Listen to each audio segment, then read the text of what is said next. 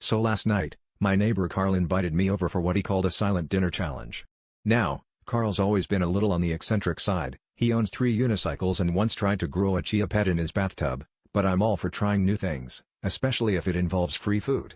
The invitation said, no talking, no phones, just food and mindful eating.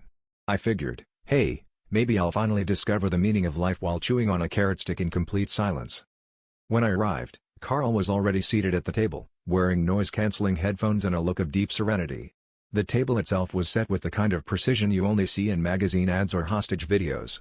There were 2 plates, 2 forks, 1 giant candle, unlit, and a salt shaker placed tantalizingly out of reach. We sat down, nodded like 2 business monks, and started eating in absolute silence. At first, it was kind of calming, until I realized the mashed potatoes tasted like they'd been boiled in sadness. I reached for the salt, but it was just out of arm's length. Here's where things got interesting.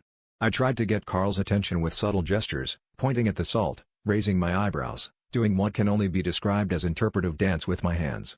Carl just stared straight ahead, occasionally closing his eyes and chewing with the focus of a Buddhist contemplating the void.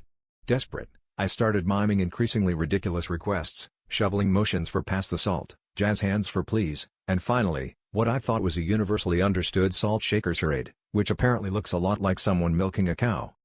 After a full hour of silent, unsalted suffering, dinner ended.